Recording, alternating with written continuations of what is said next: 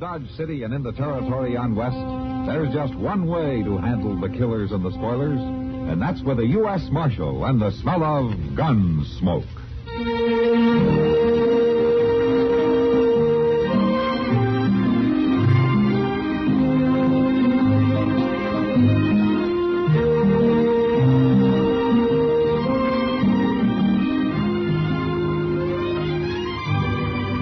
Gunsmoke, starring William Conrad, the story of the violence that moved west with young America, and the story of a man who moved with it.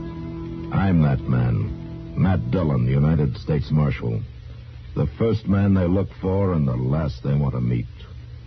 It's a chancy job, and it makes a man watchful and a little lonely.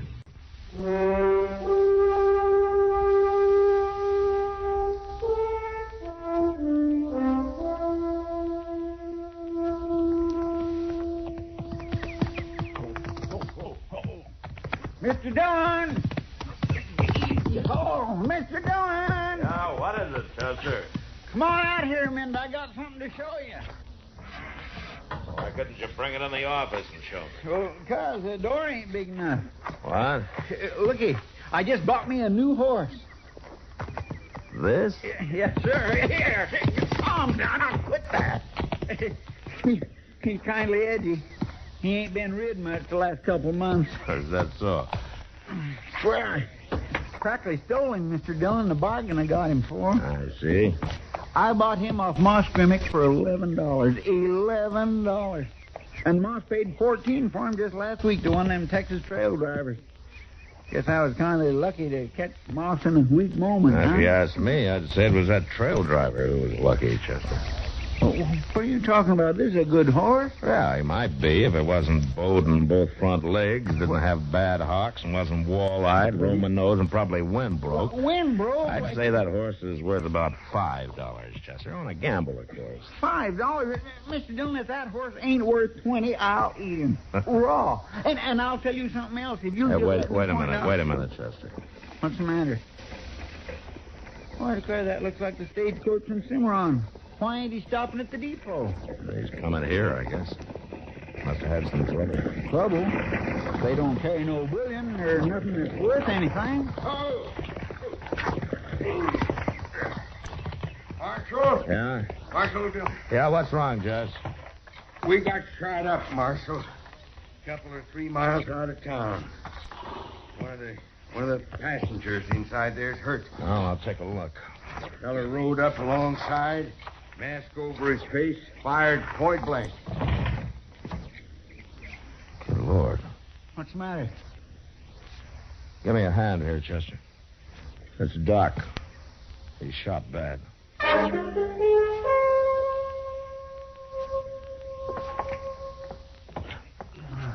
He's all right there. Here, let's put him down on the couch. Oh. Easy now.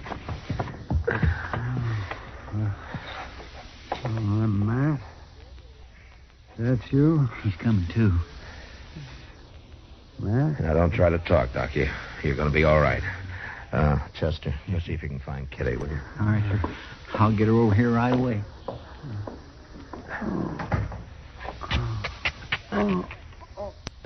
Sorry, Doc. I'll go as easy as I can, but I got to get this shirt and vest off of you. I want to see what that bullet did. It doesn't hurt much, Matt. Just I'm weak. There's loss of blood. You got any idea who did it? No, mask over his face. Help. There we are. Is it as bad as I think, Matt? No, it's not too bad. A bullet went in between the 4th and 5th ribs, the way I figure. Yeah, I guess that's about it. Say, that Sawbones from the east, is he still staying over there at the Dodge house? He left the same day you did, Doc. He took the train. You're the only doctor within 100 miles of here. Oh, well, that bullet's got to come out, man. It ought to, I guess. It's got to. Right away, a blood poison will set in. Yeah, I know. It was such a good week, too, man. A good vacation. I had a country down there just crawling with game. There's prairie chicken, quail, pheasant. Oh, yeah, a real fine vacation. It's the first one in 2 years. Well, you tell me about it later, Doc. You save your strength now. Might not be any later. Unless you hurry up and get that bullet out of there. What?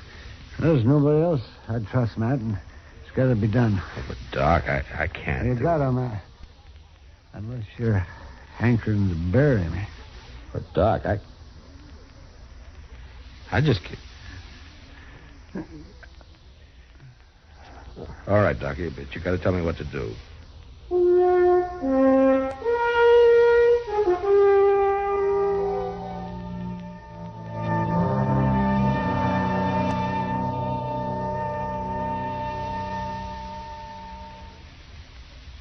Now, just listen a minute, if you will. I've got a little story to tell you. Well, it's not so little. It's sort of a tall tale. It's about John Darling. Maybe you've heard of him. Used to be a boatman on the Erie Canal. Moved west and became a farmer. Well, old John Darling was a hard worker, he was. Became a real champion farmer. They tell about one time when John was re-shingling his barn. A heavy fog rolled in, but that didn't slow him up at all. No, sir. He kept hard at his shingling till noon. Well, while he was having lunch, the sun came out. And John discovered he'd laid the shingle roof 40 feet above the rest of the barn.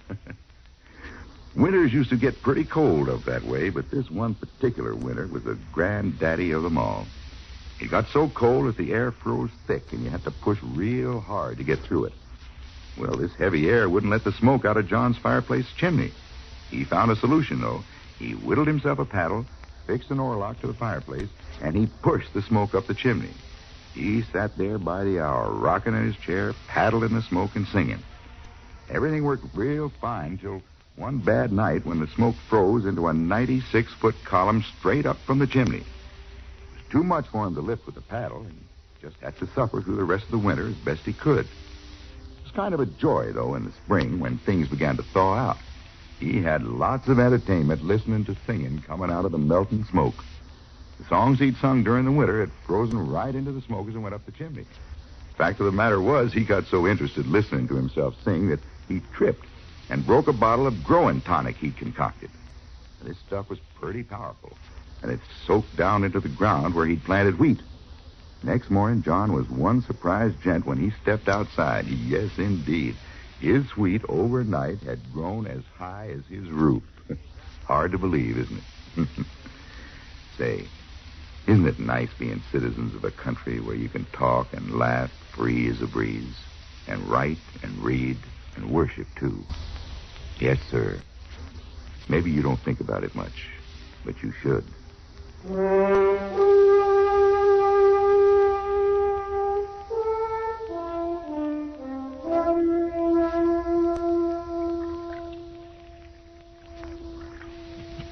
Matt, Yeah, Doc.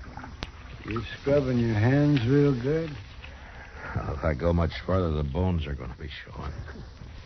You use plenty of that yellow soap? Yeah. I got her, Mr. Dillon. Oh, thanks, Chester. How about Kitty? Matt. Doc, I'm sorry. How do you feel? Oh, terrible, Kitty. I don't suppose you thought to bring a bottle. Well, knowing you, that's the first thing I thought of. Kitty, you're an angel. How much? Well, half a glass for a start. Doc, don't you think maybe you ought to take it kind of easy?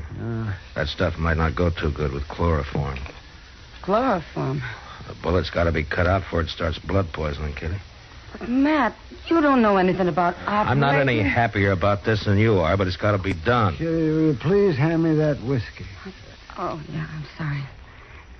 Here you are. Oh, thank you. Doc's going to tell me every move to make. Hey, Doc, how are you going to tell me when you're unconscious? Well, I wondered how long before you figured that out. Say, Kitty, fill that up again. No, wait a minute, Doc. Now, don't you worry about mixing whiskey and chloroform. There's not going to be any chloroform. Doc, I can't. I know what I'm doing now. That bullet, Matt, that's going to be tricky getting it out. Doc, isn't there something I can do? Yes, will you pour me that drink, please? And Matt, you bring that bag of instruments over here, and spread them out there on the table, and I'll show you what you're going to need. Look, Doc, I don't... Go on now. You hurry up. All right. Kitty. Here you are. Oh, thank you, Kitty. Oh. Well, what are we going to need here, Doc? Well, let me see now. See that turn over. Oh, that thing there looks like blacksmith's nippers. Oh, these? Yes, that's right. They're forceps. Yeah. Now, and then those two things right there, you see, they're probes. Uh-huh. And then that hook probe, too. We'll need that to get hold of the bullet. Yeah.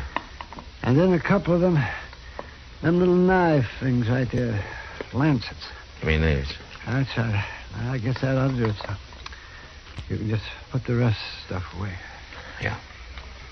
And, Chester? Yeah, Doc. You bring that brown bottle off that shelf there. That's iodine. Sure, Doc. Kitty, I'll have another little drink there before you leave.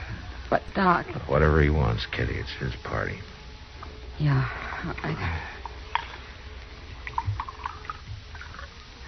Here, Doc. Oh, thank you. Yes. I'll be back when you need me. Oh, thank you, Kitty. Good luck, Doc.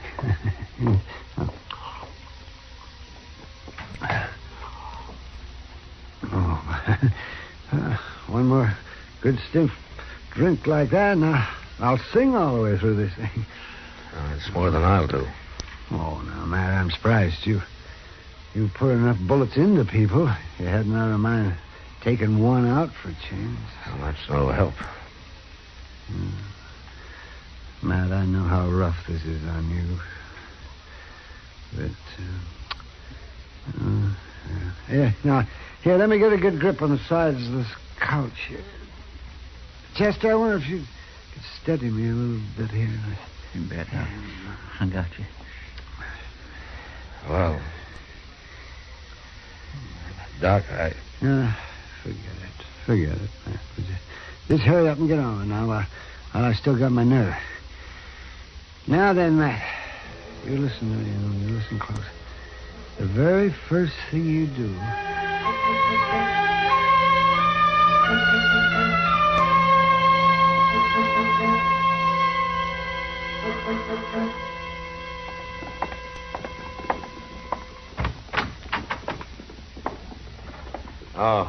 How are you, Chester? Oh, Mr. Dillon. How's Doc? Just about the same, I'm afraid. He's breathing pretty weak. Yeah. He ain't come to yet. Miss Kitty's sitting with him for a while. I'm getting worried, Mr. Dillon. It's been pretty near 24 hours now. Yeah, I know. It just don't make sense. Doc never had an enemy in his whole life. I know that. It couldn't have been somebody trying to rob the stage, or they'd have shot the driver. No, it wasn't a holdup, Chester. Say, look, maybe they mistook Doc for somebody else. No, I thought of that too, but it just doesn't make sense. The only other passenger was a salesman from the east, and he doesn't look anything like Doc, and he doesn't know a soul in this part of the country.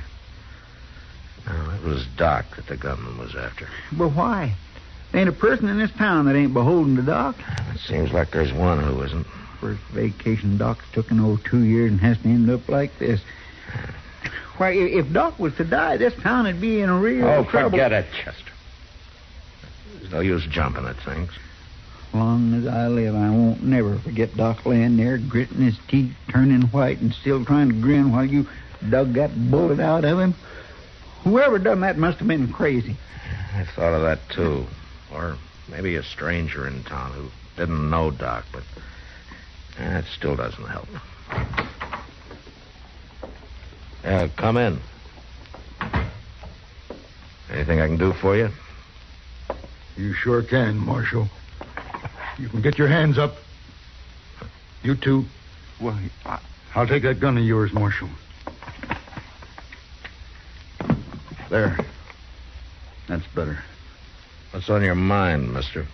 You've been talking all over town, telling what you was going to do with that fellow that shot that doctor. Well, Marshal, you're looking at him.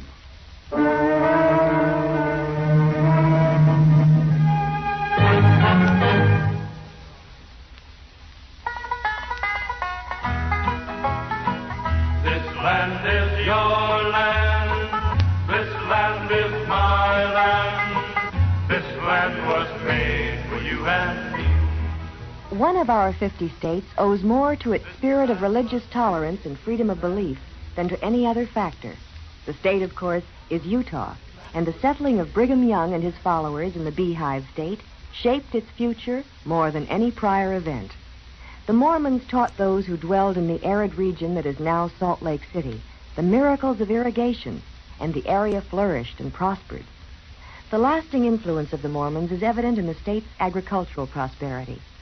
And visitors to the Temple of Queens, the Rainbow Natural Bridge, the copper mines at Bingham, the sheep ranches of Duquesne, or the richly colored sandstone Navajo Twins and Needle Rock, see what the first Mormons saw over 100 years ago, that Utah is the promised land.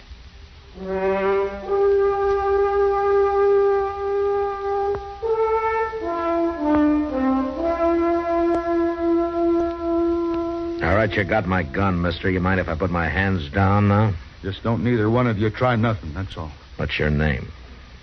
What difference does it make? I kind of like to know who's pointing a gun at me. The name's Bricker. Hod Bricker. You're new in Dodge, aren't you? You've been here a couple of months. We? You asked too many questions, Marshal. I'm going to ask one more. Why did you shoot Doc? Because he had it coming, that's why. And if he... Oh, you hold it there. Take it easy, Chester. Well, I was just shifting my feet around. You two know what's good for you. You won't know more than breathe. What did Doc do to you, Bricker? Plenty. Something bad enough that you wanted to kill him? 10 times over. Doc never hurt nobody in his whole life. You shut up. That's what the marshal's been saying all over town. That doctor never done nobody any harm. That whoever shot him was a dirty skunk and hanging was too good for him. And you don't agree with that, huh? I said he had it coming, didn't I? And I had plenty of reason. Is that why you came here, to tell me about your reason? Well, I just wanted you to know, that's all. But you try to make a move, and I'll shoot you, Marshal. I didn't come here to, but I will if I have to. Yeah, you said that. All right, Bricker, what about your reason? What did Doc do to you? He killed my young'un. That's a gall dang lie. Shut up and stay back there. Do like he says, Chester. 6 years old. Our only young'un. And he killed her just as sure as if he had pointed a gun at her head. But he didn't point a gun at her, did he? It was just the same as. She was took sick sudden like with the chokes. And I come for the doctor. And he was gone out of town on a hunting trip. The only doctor here, and he was gone. He's got no right to, when he's the only doctor in town. That was the only vacation Doc's had in over 2 years. And there wasn't nothing we could do for her. I sat with her for 2 days and 2 nights, watching her fight for her breath, all the time getting weaker. And finally, she died. And day before yesterday, I buried her. So you got a gun and went after Doc, huh? I heard he was coming back to town yesterday, so I rode out and met the stage and shot him. And he had it coming. You figured killing Doc would bring your daughter back? Well, if he had been here like he ought to, she'd still be alive. Maybe, and maybe he couldn't have saved her anyway. He ought to have been here. Now, you shut up and listen to me. I seen Doc work 72 hours straight without sleep during epidemics. There's a whole lot of people walking around Dodge today who wouldn't be if it weren't for Doc, and some of them are young'uns, the same as yours. Doc would have been the sorriest man in town if he'd known about your daughter, but he didn't know. Because of something he didn't even know, you lost your head. And you went out like a mad dog and you shot him down. And now you're sorry about it. What are you talking about? That's what it is, isn't it? You come to your senses now. That's why you come in here, to give yourself up, isn't it? I told you... I know what you told me, but that wasn't your reason for coming, was it? Now, you hand over that gun, Bricker. You stay back. I'll kill you. You won't pull that trigger, and we both know it. You hand over that gun.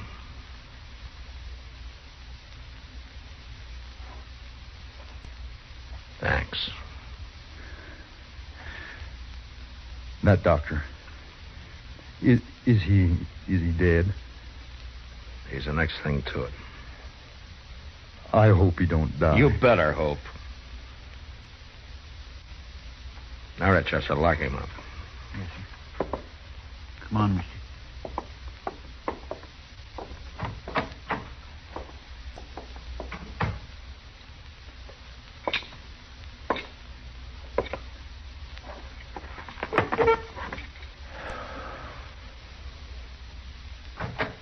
Matt? Huh? Oh, Matt. What is it, Kitty?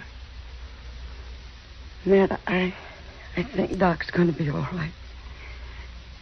He's awake, and he's mean, growling. That's a good sign. He says if he's not out of bed in 3 days, you'll probably take over his practice. Now that you've had a try at it. You know something, Kitty? No. What, Matt?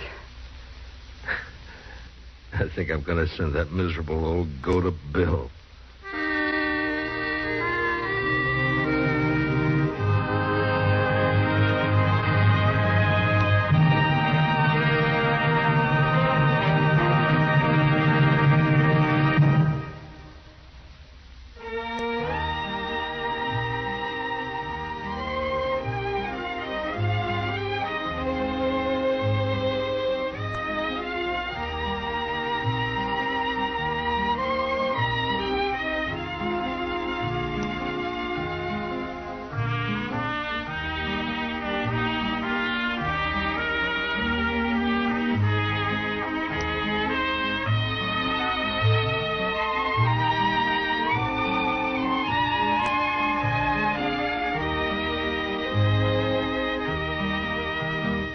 Gunsmoke.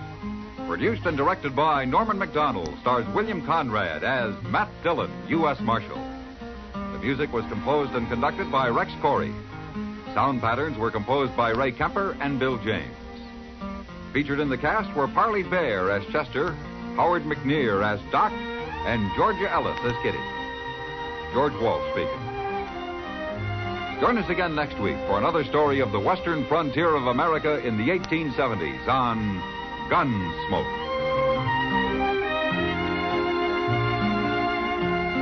This is the United States Armed Forces Radio and Television Service.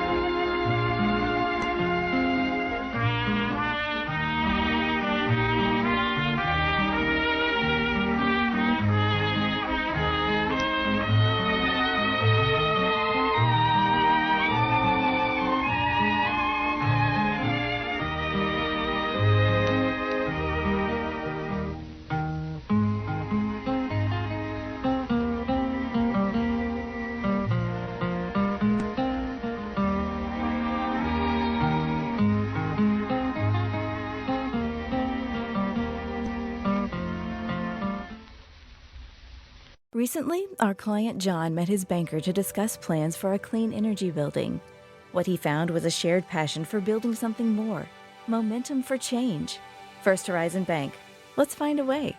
Go to firsthorizon.com/John. Selling your car to Carvana is as easy as... As easy as pie? Sure. All you have to do is enter your license plate or VIN. As easy as a stroll in the park. Okay, then just answer a few questions and you'll get a real offer in seconds. As easy as singing. Why not? Schedule a pickup or drop off and Carvana will pay you that amount right on the spot. As easy as playing guitar. Actually, I find that kind of difficult. But selling your car to Carvana is as easy as... Can be. Visit Carvana.com or download the app to get an instant offer today.